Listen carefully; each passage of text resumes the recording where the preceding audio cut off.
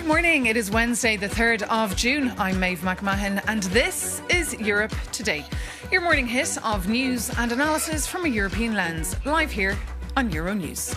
Coming up, Iran has agreed to negotiate aspects of its nuclear programme that it had refused to do so just a month ago. That's according to the US Secretary of State, Marco Rubio, speaking before Congress. Global markets remain on edge, though, as Iran says it will suspend peace talks and move towards full closure of the Strait of Hormuz, one of the world's most important shipping routes. And all eyes on the European Commission today as it unveils plans to boost the production of advanced semiconductors within the EU, so-called chips. The bloc has long relied on foreign suppliers for some of the most critical technologies that we need for modern daily life. The so-called Tech Sovereignty Act aims to change this. But first, Hungary could lift its veto on the opening of Ukraine's EU accession talks in exchange for an agreement on minority right protections for the Hungarian community inside Ukraine.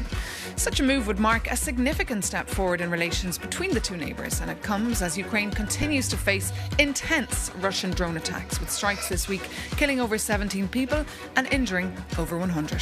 For more on this story, our correspondent Shandra Ziros joins us now in the studio. Good morning, Shandra. Just tell us what's the latest on this movement towards a deal. Good morning. Yes, indeed. Peter Magyar was yesterday in Berlin. He met Friedrich Merz, the German Chancellor, and the topic of Ukraine's accession was very high on the agenda, and Magyar said that he's very optimistic. Now, let's remember that the previous Prime Minister, Viktor Orbán, blocked Ukraine's accession for months and for years because he thought that this is a danger for Europe. And now Magyar is trying to get rid of all of the controversial issues that he inherited from Orbán. One of them is Ukraine's accession.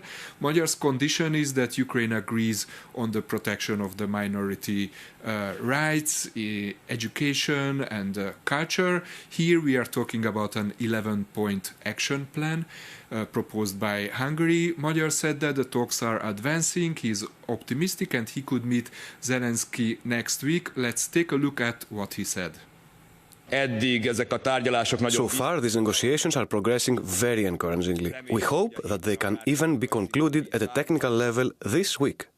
And I can confirm here, in Berlin, in this wonderful, vibrant city, that I'm ready to meet with Ukrainian President Zelensky sometime early next week, if we can actually agree on these basic human rights. Peter Magyar, and of course today he's moving on to Paris to speak with Emmanuel Macron. But tell us, Shandor, when can the EU start agreeing on starting Ukraine's membership talks? Well, Euronews spoke to several EU diplomats and all of them were very optimistic. They are saying that before the next EU summit at the 18th of June, there could be an agreement and Hungary could lift its veto.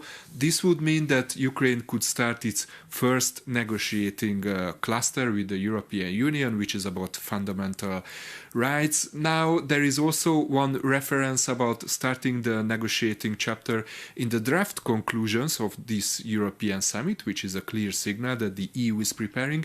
And let's not forget that, Ukraine's accession is very high on the agenda of Antonio Costa, the head of the European Council, and Ursula von der Leyen, president of the European Commission. So everyone seems to be on the same side. And also, this could be a very big step also for Ukraine, because after years of waiting, they could actually start the negotiations with the EU. So you're saying everyone could be on the same side. That's something that rarely happens at those EU summits. Chandra Ziros, thank you so much for that update. Now, trade and finance ministers from all across the globe are huddling in Paris today for the OECD's annual ministerial. For the view now from the Australian government on all the challenges facing the world today, we can cross now to Paris, where we're joined by the Australian Trade and Tourism Minister. That's Don Farrell, of course. Good morning, sir. Great to have you with us on Europe Today. You're very welcome. Good to be talking with you, Maeve. So look, you're in Paris today for these important talks. You seem to be edging closer and closer to Europe all the time. Is that because of the uncertainty of the US administration and the threats perhaps posed by China today?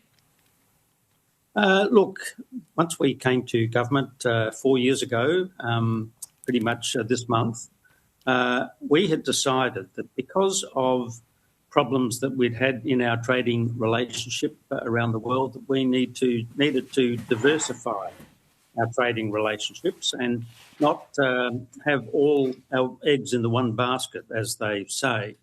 And so, over the last 4 years, we have developed new trading relationships. The United Kingdom, for instance, we've signed a free trade agreement with them. That's working really well, and our trade is up very, very significantly with the United Kingdom. With India, our trade's almost doubled with India since we reached a trade agreement.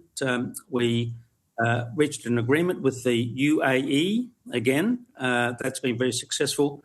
And now, most recently, the hardest of them all was a free trade agreement with the Europeans. But we signed that a few weeks ago in Sydney. You did indeed. It's always complicated, isn't it, when it comes to the European Union? But this all happens as well in a backdrop of potential prolonged instability in the Middle East that potentially could push the global economy closer to recession. Tell us what's your view here, especially bearing in mind that you're in Paris today at these talks, and how this war is impacting the Australian economy. Yeah, look, there's no doubt, Maeve, that'll be a hot topic that we'll be discussing over the next few days. My job in particular, since this war began, was to ensure that Australia had enough fuel, whether it be petrol, diesel or airline fuel, and fertiliser for our crops. So I've been very focused on travelling around the world to ensure that we've got sufficient of all of those products. So I've been in Singapore, I've been in China, I've been in Japan, and of course now I'm here in Paris. We want to ensure that however long these troubles in the Middle East last, that we've got sufficient of all of those fuels to keep our industry going. It's very important for our farmers, very important for our miners. Very similar talks taking place in Brussels, and other talks that took place here in Brussels just last Friday. Very urgent talks on how to deal with China. What would Australia's advice be here? How can Brussels learn from your example of dealing with Beijing? Patience is a good first start with the Chinese. When I became the Trade Minister 4 years ago, we had $20 billion worth of trade impediments with China. Now, you've got to put that in perspective. China is our largest trading partner, and at the time, trade was worth about $330 billion, two-way trade between Australia and China. But we set about to stabilise our relationship. We'd had a very rocky relationship, the previous government, and to win back all of that trade. And it took us 3 years. We didn't get it fixed overnight, but by the end of our last term in government, we had resolved all of those trade impediments. And for most of the products that had been subject to those impediments, we were now actually selling more than before the impediments were imposed. OK, so I'll pass that message on to EU leaders. They need some patience. Just finally, do you consider China your biggest military threat? And are you also focused on tech sovereignty like the European Union is doing today by presenting a master plan? Well, we'd like to see peace in our region, Maeve. And when you look around the world, there's plenty of trouble spots around the world, whether it be the Middle East or in Europe. One of the things that we've been very focused on is, as a middle power in the region, is ensuring that we project our policies of a peaceful region. That's been very good for Australia in recent months, particularly with the troubles around the rest of the world. We've been able to continue pretty much uninterrupted our trade relationships, and that's the way we'd like to keep it. OK, Minister Don Farrell, thank you so much for joining us this morning live here on Euronews on Europe Today. Now, Thanks, moving mate. on. In the meantime, the European Union is preparing its 21st package of sanctions against Russia. But its chief engineer, David O'Sullivan, has already touted he does not expect the bloc to go harder on Russian oil due to the ongoing war in the Middle East, driving up crude. China, on the other hand, is always in his line of sight. For more, we're joined by our defence correspondent, Anja Skujins, who actually sat down with the EU's sanction envoy to discuss the package in detail. Good morning. Tell us, what should we look out for in this next bundle of measures? Good morning, Maeve. So officially, unfortunately, everything is under wraps for now. But what I can say is that EU heads of state want the bloc to put the pedal to the metal and get ready with this 21st sanctions package because it's needed now. This was underscored by a drone incursion in Romania last week, demonstrating Russia's continued invasion of Ukraine, as well as the impact and the spillover effects this is occurring across the bloc. Now, all eyes will also be on the new Hungarian Prime Minister, Peter Magyar, who takes a less friendly stance towards the Kremlin compared to his predecessor, Viktor Orban. Many are hoping to see that this sanctions package will have more bite to it. A major point of contention will be whether the EU moves forward with its maritime service ban on those Russian oil tankers. This previously flopped due to a veto by Malta and Greece. Also, we'll be looking out for whether the EU continues to go harder on Chinese companies helping Russia circumvent EU sanctions. As you rightly pointed out, I sat down with the EU's sanction envoy, David O'Sullivan, to talk to him about this suite of measures. And I started by asking him first about how that crackdown was faring, particularly as some of these Chinese companies produce the components found in Russian drones. We recently listed some in a previous package, some Chinese banks who then agreed to discontinue funding Russian activities.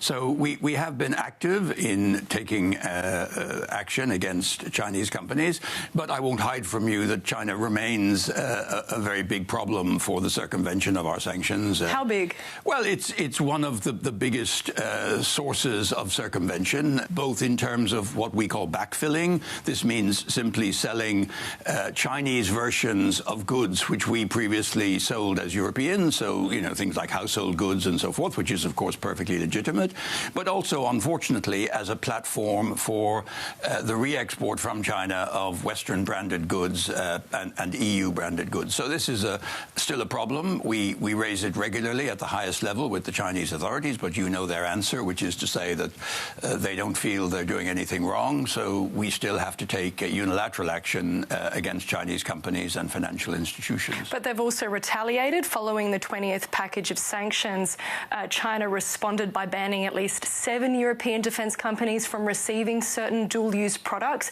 Should we expect more reprisals from Beijing? Yeah, I think the Chinese play hardball, as the Americans say, and I think we have to face up to that if we want to take action, they will also take equal action. But I think it is very important nonetheless that we continue to be able to send a strong message that we are vigilant about efforts to circumvent our sanctions and that where we see the evidence, we will take action. On the 20th package of sanctions, there was also the proposal from the Commission for the full ban on maritime services for Russian tankers as part of the country's shadow fleet. The understanding was that there should be approval first at the G7. Now, those leaders will meet later this month in Evian. Do you expect a breakthrough? I think events in the Gulf have clearly changed the calculus about anything to do with energy. For the moment, what all Western economies are struggling with is access to energy at reasonable prices. The price has gone up, and there is scarcity of supply, also in the area, for example, of refined products, so diesel, jet fuel, and so forth. So I think at this point there is no appetite to take additional measures which might aggravate that situation. But I think the fundamental point, Angie, is that, our sanctions on the energy side are having a huge impact on Russia. Russia's revenue has gone down. The public finances are in great difficulty. They're in deficit. So I think, notwithstanding the fact that we may not move forward in the short term on the maritime services ban, everything that we have done, whether it's the oil price cap, whether it's the actions against the shadow fleet, all of this has contributed to seriously undermining Russia's revenue from hydrocarbon exports. And this was one of our key objectives, and it is working. Our Anja Scugins there with David O'Sullivan. But moving on now to the Middle East. In signs that peace talks have made very little political progress, the US and Iran have launched fresh strikes. Despite claims from the US Secretary of State, Marco Rubio, that a deal was within reach, the reality on the ground looks different. For more, Euronews' Stefan Kobe joins me now here in the studio. Good morning, Stefan. Good morning, Maeve. It's getting very hard to follow all these mixed messages. Please enlighten us. Yeah, well, absolutely, Maeve. Donald Trump likes to call himself the master of the deal. But when it comes to a ceasefire with Iran, it's really hard to tell what exactly he is negotiating for. One day, Trump says peace is within reach. The next day, he sounds pessimistic. Then he suggests the breakthrough could happen any moment. A few hours later, he appears to lower expectations again. Now, for America's allies, financial markets, and certainly Iran, deciphering Donald Trump's latest position has become a full-time job. Now, Trump would argue that's exactly the point. Unpredictability has always been a part of his brand. Keep everyone guessing and you keep the upper hand. But there is, of course, another way of looking at it. Now, critics say the shifting messages reveal a deeper problem, and it's not strategic ambiguity, but strategic uncertainty. They argue that the White House has no plan and is trying to find a solution sort of on the fly. So every new Trump statement is now scrutinized for clues. Is he signaling a breakthrough, preparing the ground for a compromise, or is he just changing course again? So that's the challenge with Trump's diplomacy. The line between negotiating tactic and confusion is sometimes not visible, Maeve. And certainly keeping you very busy. And of course, we can read more of your analysis on yournews.com. Stefan Kobe, thanks Absolutely. for that. And due to this, of course, oil prices have been incredibly volatile again this week because of the uncertainty around supplies getting through Hormuz and prolonged hold-ups. For more on the impact on financial markets and energy prices, we're joined now by Osama Rizvi. He's an international economic and energy analyst. So good morning, Osama. Welcome to Europe Today. So first question, are markets reacting rationally, do you think, to the risks right now? Or do you think investors are underestimating how serious this could become? Well, thank you so much for having me today. I think it's a bit of both. When you see the markets, there seems to be a continuum on which the reactions can be perched upon. For instance, the oil markets, look at the oil markets. A few weeks ago, the difference between the physical markets and the paper markets was huge. The spread was somewhere around $36 to $38. But now, as we speak today, that spread seems to be shrinking. But is the conditions or the circumstances better now? Are the circumstances better now? Not at all. So which means that markets are sort of divided, confused. They are in a haze as to what will happen next, and this confusion, uncertainty, is what is fueling this dual behavior, I would say. But moving forward, one thing is very important to understand, that fundamentally speaking, from oil markets to the financial markets, the chances of both turning ugly or things getting worse are unfortunately more than them getting better before. And you said the markets are feeling confused. What about consumers? How concerned should we be about fuel prices rising further at the pumps? Well, consumers have been very clear about what is going around, and also been very clear in terms of their future confidence regarding the global economy. For instance, economic confidence in Europe is down. When you look at the US, it's at the US Michigan Consumer Sentiment Index is down to multi-years low. You look at the input cost, especially in Europe, it has increased to a 4-year high. Similarly, you look at across the consumer centers, I think it's showing confusion. It's all very gloomy, isn't it, Osama Rizvi? But thank you so much for joining us this morning and bringing us all your analysis. And now, as you heard earlier, EU leaders are still scratching their heads about how to prepare for increasing drone incidents along the EU borders. For more on what's at stake, here's our Jakub Janis. If you think this is how war sounds, your reporter has bad news for you. Things have changed, and you should be more wary of this sound. After last week's Russian drone crash into Romanian apartment block, Moscow offered no apologies. Instead, Russia's Deputy Security Council chairman, Dmitry Medvedev, issued a chilling threat. He warned that because European governments supply weapons to Kyiv, the citizens of EU states will not be able to sleep peacefully. So how can Europeans defend themselves from drones? The EU has an action plan on drone security, but a leaked document from last week reveals how member states actually plan to put it into practice, focusing on 3 key areas. Number 1 is stricter identification. The bloc wants tighter registration rules so authorities can instantly tell a harmless civilian drone from a hostile threat. And second is smarter detection. Member states want to use advanced sensors and artificial intelligence to spot incoming drones near critical infrastructure. And lastly, we have intelligence sharing. Brussels wants to act as a central hub for coordinating data across the continent. But here we have a little problem. National governments insist this sharing must remain strictly voluntary to protect classified information and avoid duplicating NATO's efforts. So let's go back to our drone case in Romania. The Ministry of Defense acknowledged it could not shoot down the drone due to its proximity to people's homes, and authorities had just 4 minutes to act. And as long as the drone security remains primary and national competence, European governments will operate in silos, and citizens will see the consequences. The Baltic region was rattled by at least 6 suspected incursions in May alone, with one incident even forcing Lithuanian president to take shelter underground. So yes, the EU is trying to work together on securing its skies, but with threats from Russia, it must build a truly unified defense before it's too late. And that brings this edition of Europe Today to an end. Thank you so much for your company. As always, you can always reach out europetoday@euronews.com. But in the meantime, stay tuned to us here at Euronews and see you soon.